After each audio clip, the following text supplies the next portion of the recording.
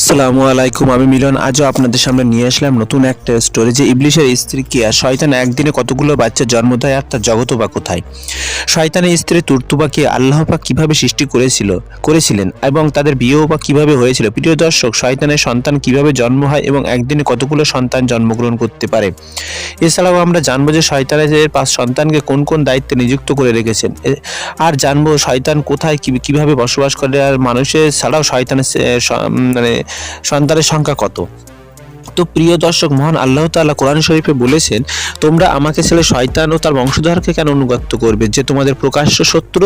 শয়তানের স্ত্রীকে কিভাবে সৃষ্টি করা এ বিষয়ে একটা হাদিসে বর্ণিত রয়েছে, যখন আল্লাহ পাক শয়তানের স্ত্রী ও সন্তানের সৃষ্টির ইচ্ছা করলেন, ঠিক তখনই শয়তানের ভিতরে প্রচণ্ড রাগের উদ্বেগ ঘটালেন। এর ফলে শয়তান প্রচণ্ড রেগে গেলেন, আর প্রচণ্ড রাগের ফলে শয়তানের মুখ দিয়ে একটা আগুনের স্ফুলিঙ্গ বাইরে বেরিয়ে আসলো, আর এই আগুনের স্ফুলিঙ্গ থেকেই তার স্ত্রী তুর্তুবাকে সৃষ্টি করলেন।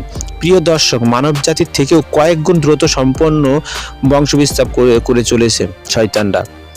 আর একটা হাদিসে বর্ণিত আছে, যখন মনুষ্য জাতির একটা সন্তান প্রসব করে, ঠিক তখনই শয়তানের তার 9 গুণ অর্থাৎ 9টা সন্তান প্রসব করে। মানব জাতির থেকে 9 গুণ দ্রুত সম্পন্ন সন্তান প্রসব করতে থাকে। যেমনভাবে জাতির পিতা আদম আলাইহিস সালাম, ঠিক তেমনভাবে জিন জাতির পিতা হলো আলজান নামক জিন, আর সকল শয়তান জাতির পিতা হলো ইবলিশ শয়তান। জিন আর শয়তানের ভিতরে এই জন্য সামান্য পার্থক্য থেকেই থাকে। যেমন হলো জিন জাতি মরণশীল, অর্থাৎ 1500, 2000 বা সর্বাধিক 3000 পরে হলেও জিন জাতি এই পৃথিবী থেকে বিদায় নেয়, অর্থাৎ মারা যায়। কিন্তু শয়তান কিয়ামতের পূর্বে পর্যন্ত জীবিত থাকবে। আবার জিনদের ভিতরে কেউ কেউ মুসলমান, আবার কেউ কেউ বিধর্মীয় অনুরূপভাবে। ঠিক তেমনই শয়তানের ভিতরে কেউই মুসলমান নয়, কিন্তু শয়তান আসে যারা মানুষের মতো জোড়ায় জোড়ায় আসে, আর যার ফলে সেখান থেকে সন্তান জন্মলাভ করে। আবার কিছু সংখ্যক শয়তান আছে যাদের দেহের অর্ধেক ছেলে অর্ধেক মেয়ে, যারা মেয়েদের গঠন, যারা নিজেরাই সন্তান ধারণে সক্ষম। তাহলে আহলে কিতাব থেকে পাওয়া যায়, কিয়ামতের 40 বছর পূর্বে যখন সূর্য পশ্চিম দিকে উঠবে, তখন আল্লাহ তাআলা শয়তানকে যন্ত্রণাদায়ক মৃত্যু দেবেন। তখন তার সাথে সাথে সকল শয়তানদের মৃত্যু দেবে। শয়তানদের মৃত্যুর পরে সূর্যের পশ্চিম আকাশে 40 বছর স্টে করবে। এরপরে পৃথিবীতে কিয়ামত আসবে। প্রিয় দর্শক, এবার আলোচনা করব শয়তানদের নেটওয়ার্ক কিভাবে কাজ করে এবং তাদেরকে কোথায় কোথায় কি কাজে নিযুক্ত করে রেখেছে। হযরত মুজাহিদ রাহমাতুল্লাহ আলাইহি বর্ণনা করেছেন, শয়তানের 5 ছেলেকে গুরুত্বপূর্ণ দায়িত্ব দিয়ে রেখেছেন ইনসান জাতিকে গোমরাহ করার জন্য।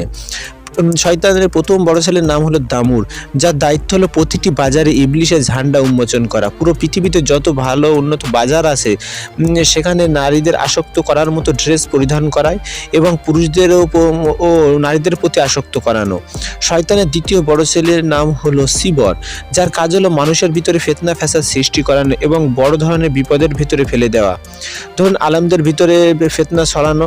তৃতীয় ব্যক্তি অনুপস্থিত দুইজন একে অপরের ভিতরে গীবত করবে, আর সমস্ত ইমানদার বান্দাদের ভিতরে সুযোগ পেলেই পথভ্রষ্টতা করে দেওয়াই তার কাজ, যার কারণে অনেক আলেমগণও এই সিবুর এর ধোকায় পড়ে গিয়েছে। শয়তানের তৃতীয় বড় ছেলের নাম হলো আউর, যার কাজ হলো ইবাদতের সময় মানুষের ভিতরে লৌকিকতা ঢুকিয়ে দেওয়া, আর এই কাজে আউর অত্যন্ত সফলতা অর্জন করেছে। দেখবেন এই আউরের ধোকায় মানুষেরা নিজেরা অন্যকে দেখিয়ে ইবাদত করে, ফেসবুক বা অনলাইনে অথবা অন্যদের সাথে বলতে থাকে, আজকে এই রোজা রেখেছি, এই সময় তাহাজ্জুদ পড়েছি, এই সময় উঠে নামাজ পড়েছি, ইত্যাদি ইত্যাদি।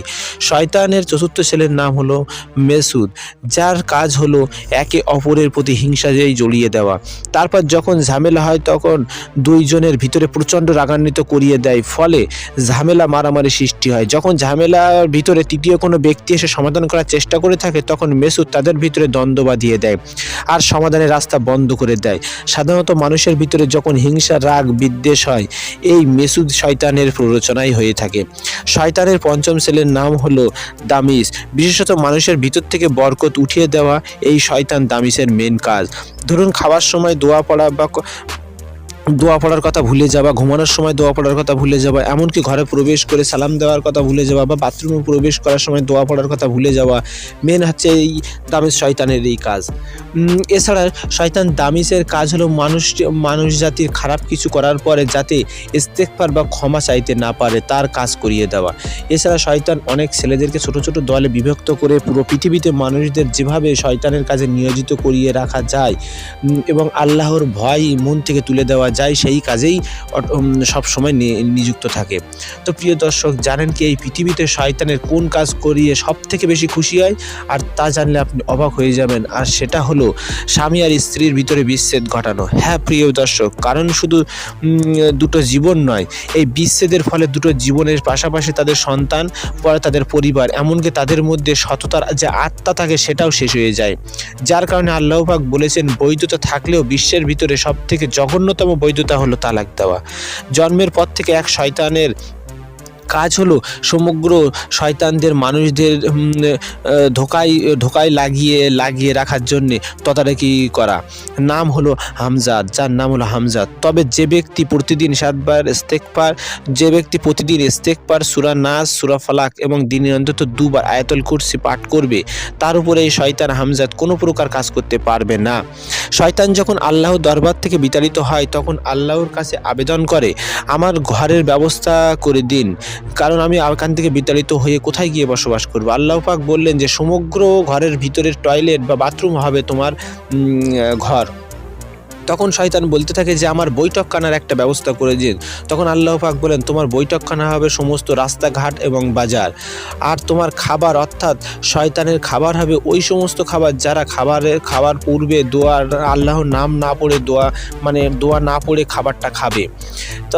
তো আর এই জন্যে হাদিসে বর্ণিত, যখনই তোমরা খাবে তখন আল্লাহর নাম নিয়ে খাও। আর শয়তানের পান করার জিনিস হলো সমগ্র নেশা জাতীয় জিনিস, অশ্লীল গান বাজনা, যেগুলো শয়তানের দিকে ধাবিত করে। আর যখন শয়তানকে বলল, আল্লাহ আমার যদি যে কোনো ফাঁদে ফেলে আমি তোমার বান্দাদেরকে ধোকায় ফেলবো, সেই ফাঁদটা কী হবে? তখন আল্লাহ পাক বললেন, অকৃতজ্ঞ লোভী নারীরাই হলো তোমার ফাঁদ, আর মিথ্যা কথা বলা হলো তোমার ইবাদত। অর্থাৎ প্রিয় দর্শক, সমগ্র বিশ্বে তাই আর এত মিথ্যা ছড়িয়ে গিয়েছে, যে মিথ্যাগুলোর জন্যে আজকে সমস্ত পৃথিবীতে মারামারি, কাটাকাটি, খুন খারাপ সব কিছুই হচ্ছে। আর এই হামজাদ নামক এই শয়তানের ধোকায় সমস্ত কিছু হয়ে যাচ্ছে।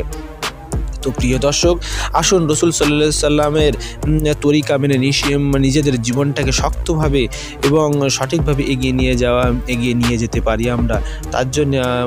তার জন্য যেভাবে হোক রাসূল সাল্লাল্লাহু আলাইহি সাল্লাম ইরশাদ করেছেন সেইভাবে আমরা নিজেদেরকে নিয়ে এগিয়ে যাই।